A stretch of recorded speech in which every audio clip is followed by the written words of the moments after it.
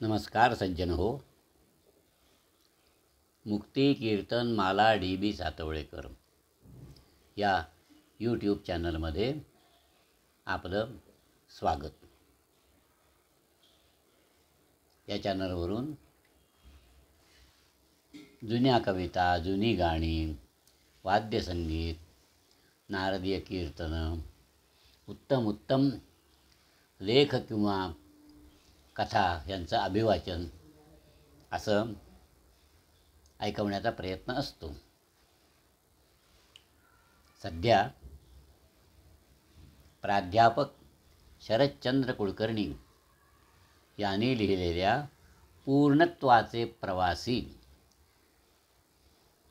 या पुस्तकातला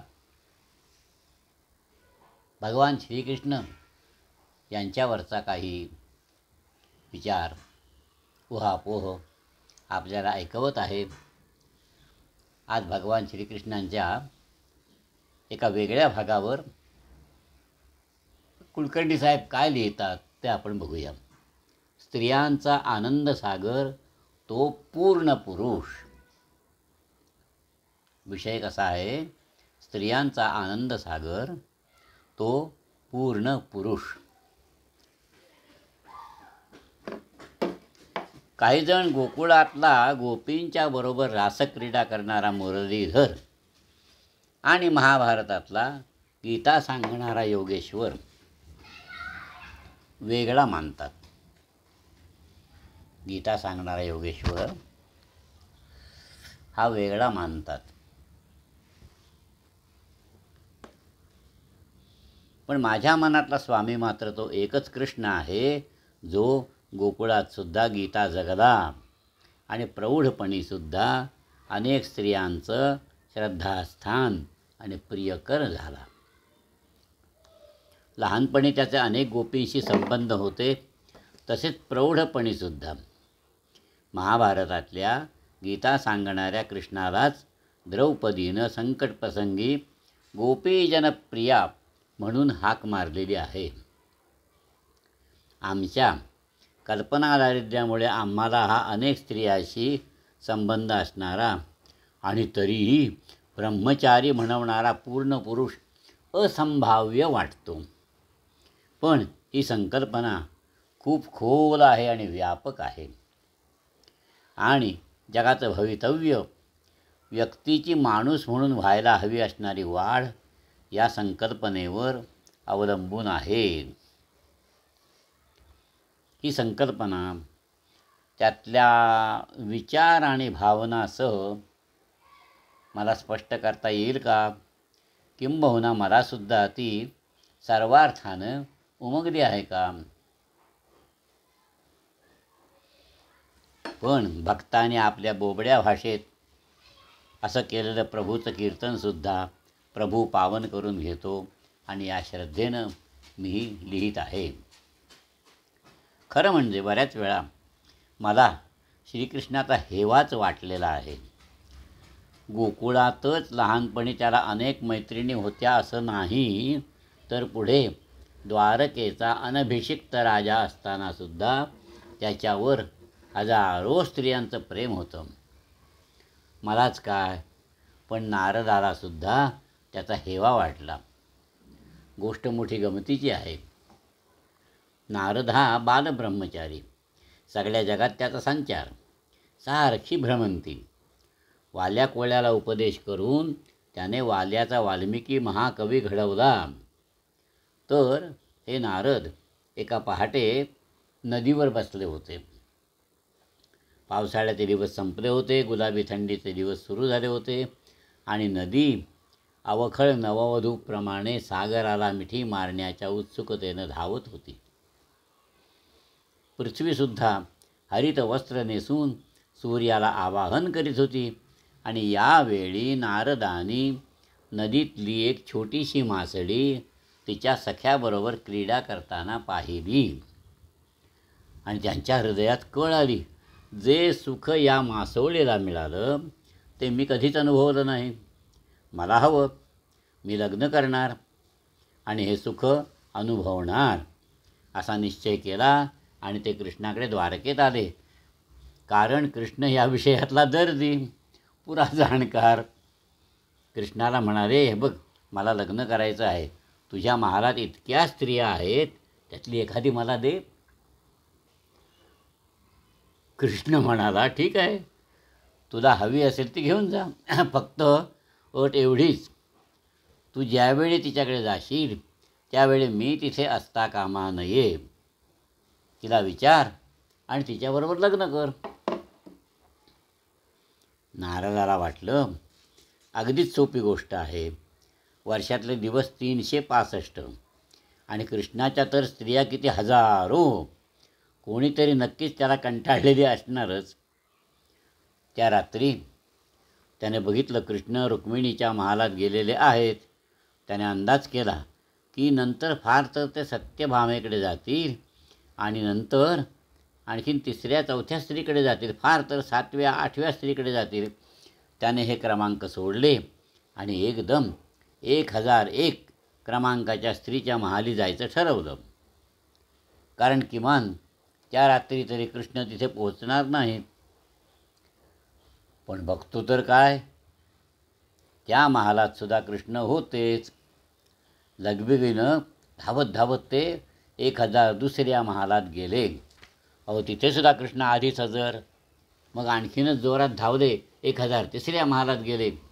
तिथे सुद्धा स्त्री कृष्णाशी रममाण झालेली दिसली.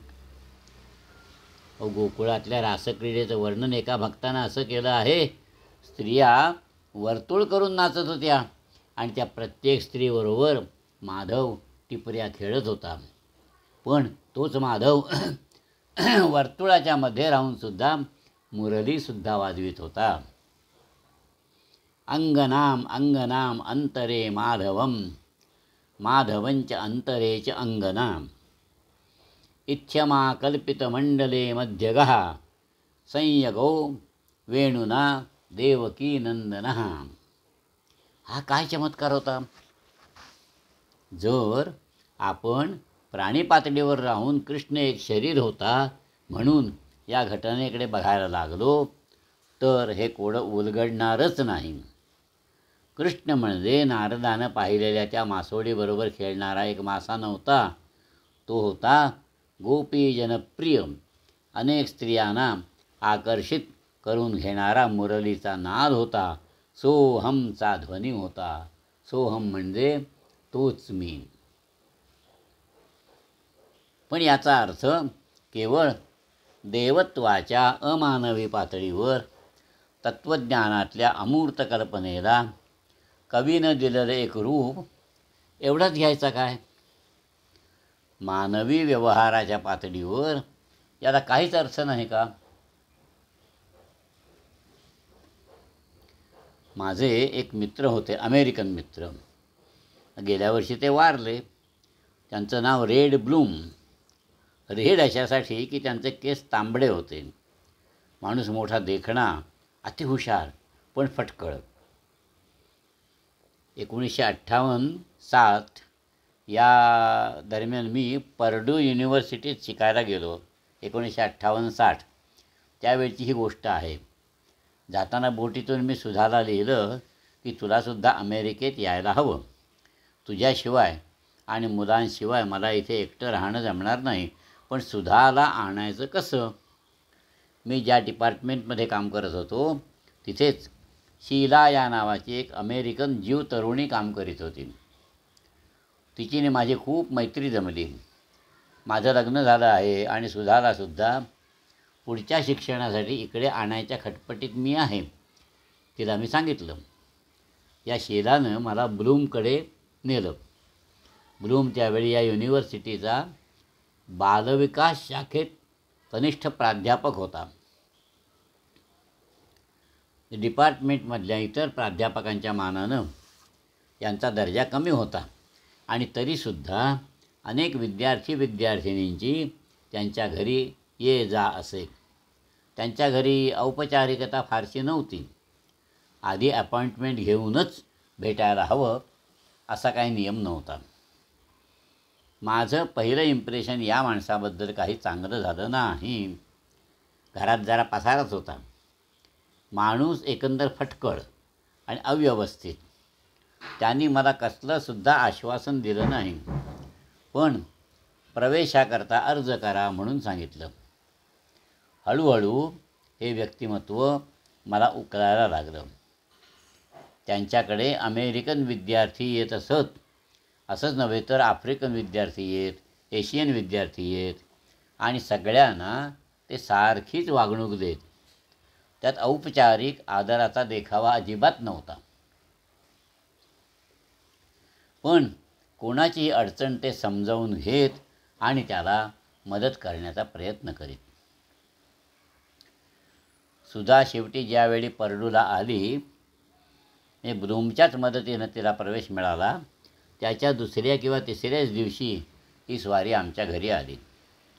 आधी फोन वगैरे केलेला नव्हता, त्यामुळे मी काही घरी नव्हतो.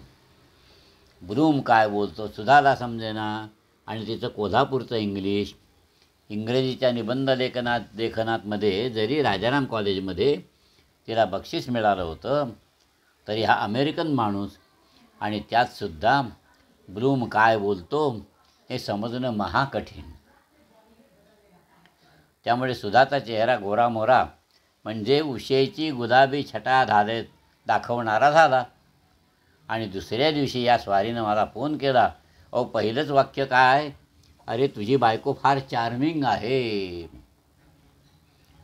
हे वाक्य कोल्हापुरात, पुण्या मुंबईत कोणी म्हटलं असतं ना तर मी पायातली वहाणच काढली असती. पण यापूर्वीच ब्लूम मला बराचसा समजला होता. त्याच्या सहकार्याकडून मला कळलं होतं, याच ब्लूमने दुसऱ्या महायुद्धात जर्मन रणभूमीवर लढत असताना अनेक स्त्रियांचं पशुवत वागणाऱ्या सैनिकांकडून रक्षण केलं होतं. ब्लूम बहुधा आघाडीच्या तुकडीत असायचा. हा स्वतः जीव होता, त्यामुळे हिटलरवर त्याचा प्रचंड राग. त्यामुळे अमेरिकन सैन्य ज्यावेळी जर्मनीत घुसलं त्यावेळी ब्लूमने त्या आघाडीच्या तुकडीत प्रवेश मिळवला. काही वेळा एखादं गाव काबीज केलं की त्यातलीच काही घरं ताब्यात घ्यायची, रात्रीचा मुक्काम ठोकायचा. आणि एका रात्री ब्लूमच्या तुकडीनं एक घर ताब्यात घेतलं. त्या घरात होती फक्त एक प्रौढ स्त्री आई आणि तिच्या 2 तरुण मुली. सैनिकांना ही मेजवानी वाटली. ब्लूमने या मुलींना आणि त्यांच्या आईला सांगितलं, तुम्ही वरच्या मजल्यावर बेडरूममध्ये झोपा, काहीही झालं तरी खाली येऊ नका. आणि स्वतः मशीन गन घेऊन तो जिन्यात बसून राहिला. इतर सैनिक अर्थातच ब्लूमवर चिडले, पण ब्लूमचा दरारासुद्धा वाढला. अशा या ब्लूमच्या अनेक स्त्रिया मैत्रिणी होत्या. शीला ही त्यातलीच एक. ती जीव, पण तिचं एका रोमन कॅथॉलिक तरुणावर प्रेम होतं. टोनी ग्राझियानो हे त्या तरुणाचं नाव. त्यांच्या लग्नाला दोघांच्याही घरच्या मंडळींचा विरोध होता. ब्लूम त्यांच्या पाठीशी उभा राहिला आणि पुढे या वडील मंडळींचा समझोतासुद्धा ब्लूमनेच घडवून आणला. मला मात्र उगीचच वाटत होतं, हे लग्न काही फार दिवस टिकणार नाही. अमेरिकेत घटस्फोट काय क्षुल्लक कारणावरून घेता येतात. 2 वर्षापूर्वी म्हणजे 1981 मी पुन्हा अमेरिकेत गेलो होतो. त्यावेळी टोनीला फोन केला. तो सुद्धा माझा मित्रच. घटस्फोटाची कल्पना माझ्या मनात दृढ. मी टोनीला विचारलं, हाऊ इज शीला? शीलाचं कसं काय? शीला कुठे आहे असं विचारायच्या ऐवजी मी विचारलं, शीला आहे कुठे? टोनी म्हणाला, oh she is just beside me. ती माझ्याजवळ आहे. आणि मग दोघंसुद्धा माझ्याबरोबर फोनवरून बोलायला लागली. ब्लूमनं अशी अनेकांची लग्न जमवली होती. श्रीमंत स्त्रिया मात्र ब्लूमला अजिबात आवडत नसत. माझ्या डिपार्टमेंटमध्येच अशी एक स्त्री होती, म्हणजे अतिशय देखणी, श्रीमंत, हुशारसुद्धा, पण जरा घमेंडखोर. ती होती रिपब्लिकन पक्षाची, तर ब्लूम रॅडिकल. एकदा आम्ही गप्पा मारत होतो आणि गप्पांच्या ओघात बराच वेळ ही स्त्री मध्ये बसून गप्प बसून ब्लूमकडे नुसती बघत बसली होती. ब्लूम तिला म्हणाला, do not rape me by your eyes. म्हणजे तुझ्या डोळ्याने माझ्यावर बलात्कार करू नकोस. ती स्त्री खरं म्हणजे होती फटकळ. पण या वाक्याला ती फक्त हसली. असा हा रेड ब्लूम स्त्रियांशी मोकळे संबंध कसे असावेत याचा एक नमुना. त्याचे हे संबंध मित्रत्वाचे होते, सौंदर्याच्या आस्वादाचे होते, पण एक्सप्लोटेटिव्ह नव्हते. स्त्रिया म्हणजे आपल्या सुखाचे एक साधन, गुलाम असं त्याला कधी वाटलं नाही. खरं तर एखादी चंद्रवदना बघून एखाद्या सागराच्या हृदयात उधाण आलं तर चूक काय? कमलनयना बघून जर एखादा भ्रमर गाणं म्हणायला लागला तर काही चूक आहे का? चूक त्यावेळी होते की ज्यावेळी या उर्मी प्राणी पातळीवरच उमटतात आणि वैयक्तिक स्वार्थाशी जोडल्या जातात. त्यांच्यावर विजय मिळवण्याचे मार्ग दोन. एक तर त्या उर्मी नष्ट करण्याचा प्रयत्न करणं, दमन करणं. सौंदर्याची आसक्ती नको म्हणून सुंदर फूल पाहायचंच नाही, सुंदर स्त्रीबरोबर बोलायचंच नाही, संसारात पडायचंच नाही.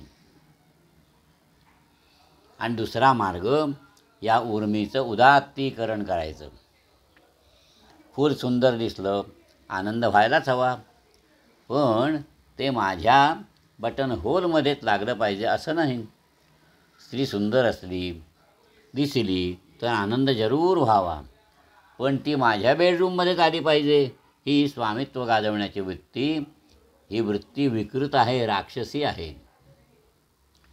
निसर्ग सौंदर्याचा आनंद ज्या तन्मयतेनं आपण घ्यायला हवा, तसंच माणसांच्या, पुरुषांच्या किंवा स्त्रीच्या सौंदर्याचं दर्शन आपण घेऊ शकू का? शिवाजी महाराजांबद्दल एक गोष्ट सांगतात.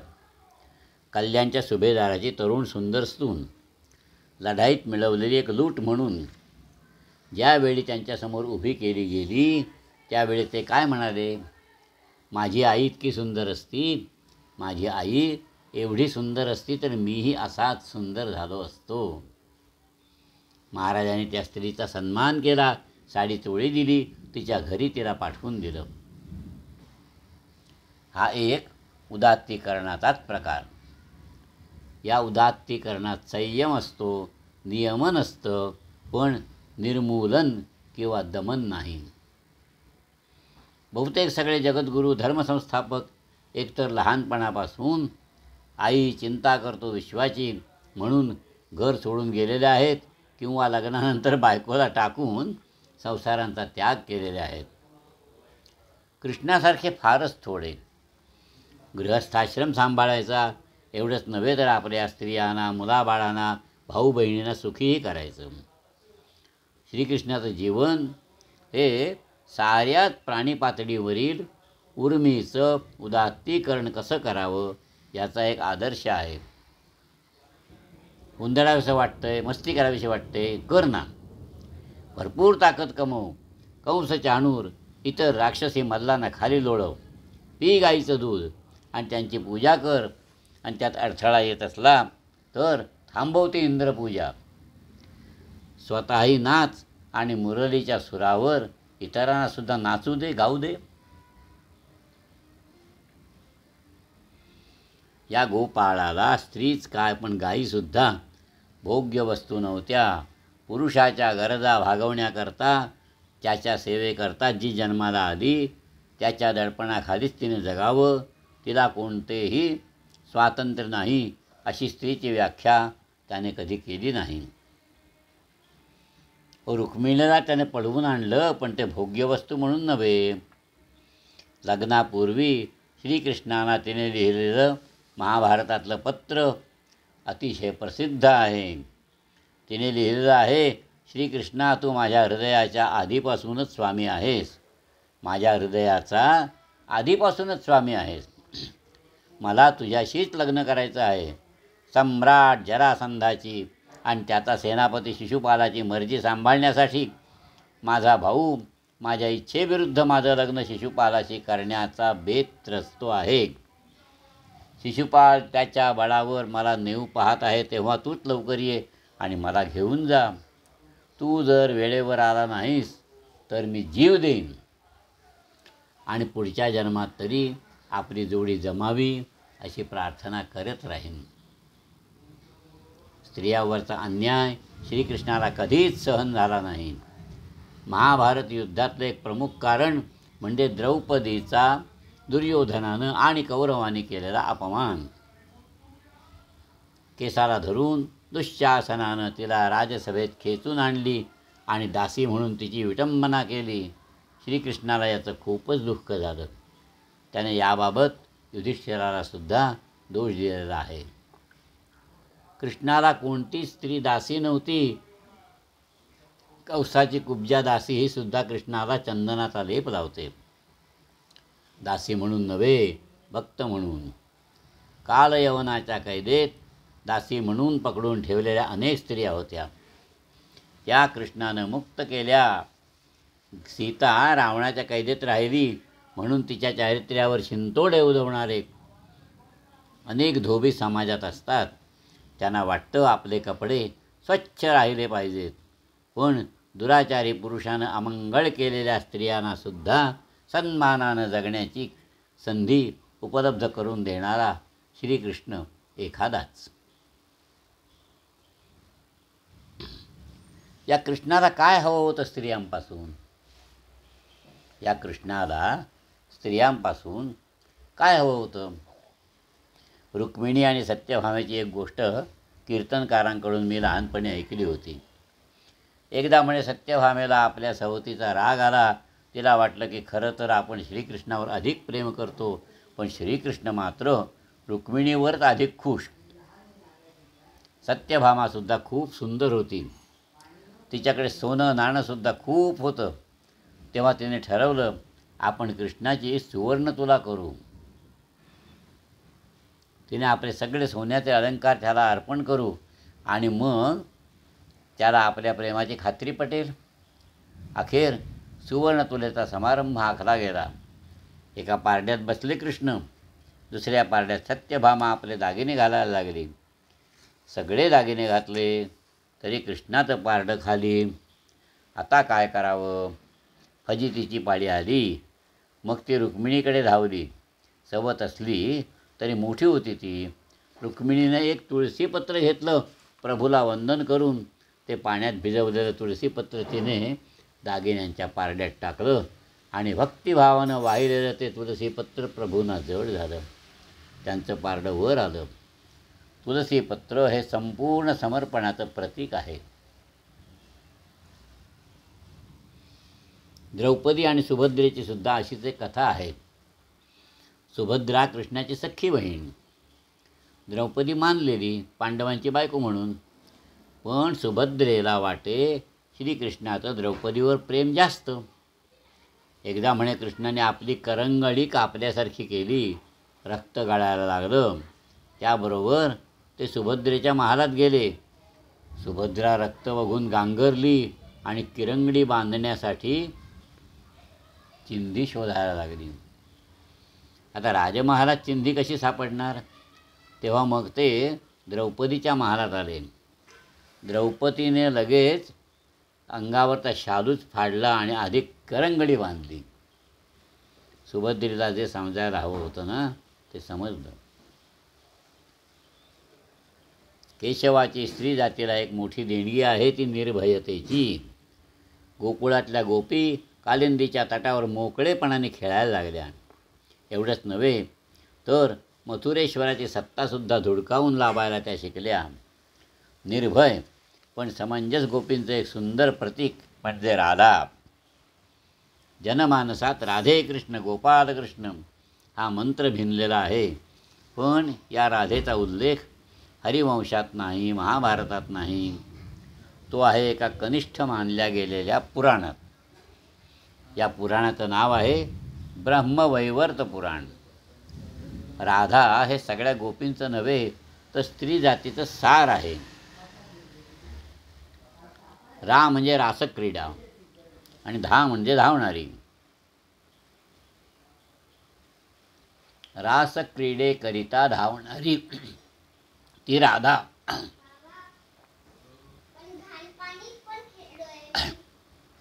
कृष्णावरून स्वतःचा जीव ओवाळून टाकणारी ती राधा, ती त्याला दूर देते, लोणी देते, समजही देते. ती सखी आहे, आई पण आहे. श्रीकृष्ण गोकुळ सोडून मथुरेला निघाला आणि त्यानंतर तो परत आलाच नाही. राधेच्या आणि कृष्णाच्या शरीरांची लहानपणी ताटातूट झाली आणि तरीसुद्धा रुक्मिणीला वाटलं की श्रीकृष्णाला प्रिय होण्यासाठी तिला राधेसारखं झायला हवं. त्रैलोक्य सुंदरी राजकन्येनं गाईवासराची सेवा करायला हवी. कालिंदीच्या तटावर गर्वाची, मोठेपणाची वस्त्र फेडून टाकायला हवीत. ऐतिहासिक काळातली अशीच एक गोपी म्हणजे मीरा, म्हणजे 15व्या शतकातली. ही मेवाडच्या राजघराण्यातली सून, चितोडच्या किल्ल्यात राजमहालात राहणारी. त्या काळी अशा स्त्रियांचं दर्शन रस्त्यावर होणं कठीण म्हणजे अशक्य. त्याने पडदाशीनच राहायचं. बहुजन समाजाशी काहीही संबंध ठेवायचा नाही. मीरेनं ते मानलं नाही. ती रस्त्यावर आली, गावागावातून गिरीधर नागराची गीतं गात हिंडली आणि पुढे मथुरेत आल्यावर तिथल्या श्री गोस्वामी नावाच्या एका थोर मठाधिपतींना भेटायची तिला इच्छा झाली.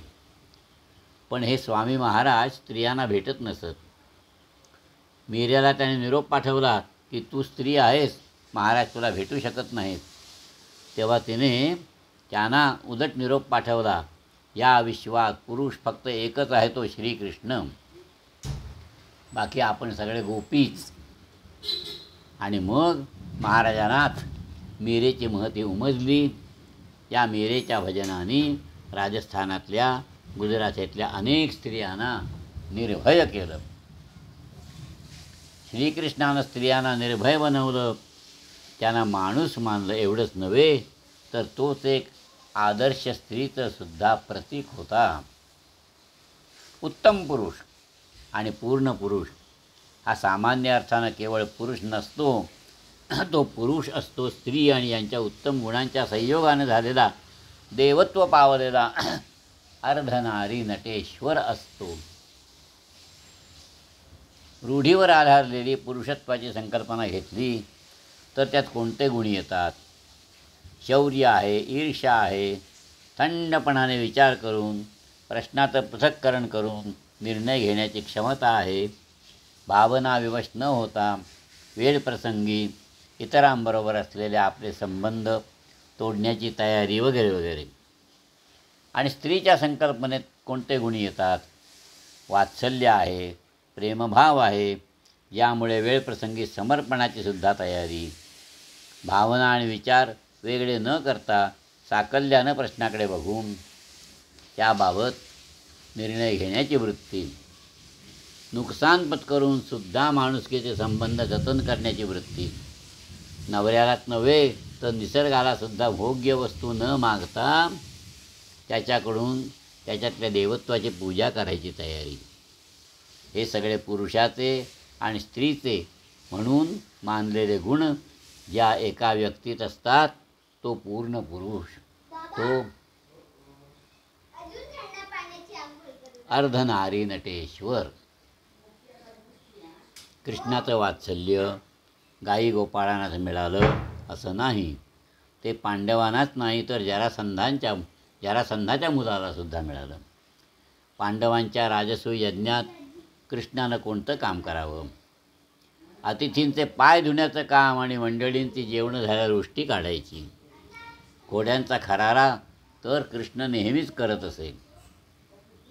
महाभारतातले कौरवांच्या दरबारातले त्याचे संवाद तपासून बघितले तर त्या तर्कशास्त्राला धरून सगळं विवेचन आहे, मुत्सद्देगिरी आहे.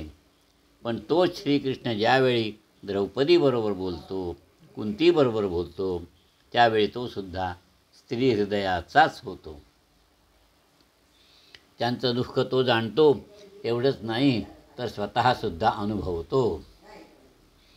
आणि म्हणून स्त्रियांना तो आपलासा वाटतो. तो त्यांचा सखाच नव्हे सखीसुद्धा बनतो.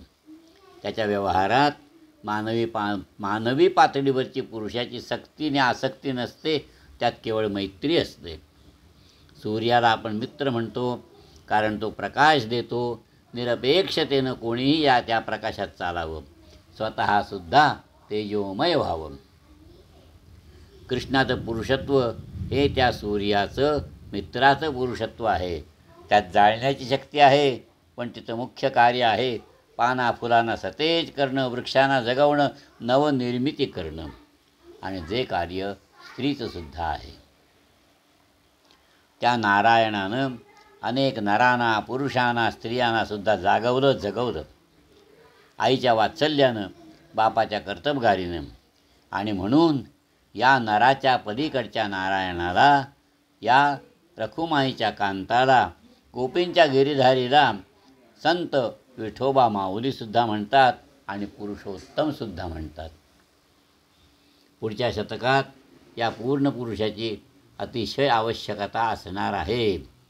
जगापुढचे प्रश्न केवळ चढाऊ पुरुषी बुद्धीनं सुटणार नाहीत. चढाईच्या आणि दुसऱ्याला ताब्यात ठेवण्याच्या धोरणावर आणि स्पर्धेच्या मोहावर धावणारी पाश्चात्य संस्कृती कोलमडून पडणार आहे. जीझस ख्रिस्तासारख्या त्या करुणेची, त्या वात्सल्याची, त्या स्त्रीत्वाची गरज जगाला पडणार आहे. कृष्णाच्या हातात सुदर्शन चक्र आहे, साधूंचं रक्षण करणार आहे. त्यांच्या मुखात मुरली आहे, ती चराचराला मोहित करते, उद्लसित करते, आनंदित करते. ती विश्वाच्या विविधतेत संगीताचे सूर भरते. आणि म्हणून तो श्रीकृष्ण स्त्रियांचाच नव्हे तर सर्वांचाच आनंदसागर आहे. सगळ्या नद्या त्याच्याकडेच धावतात, कारण तोच जीवनाचा उगम आहे आणि तो पूर्ण पुरुषसुद्धा आहे. आवडलं ना? आपण हे चॅनल सबस्क्राईब करा, शेअर करा, लाईक करा आणि कॉमेंटमध्ये आपल्या प्रतिक्रिया कळवा. स्वागतच असेल. धन्यवाद.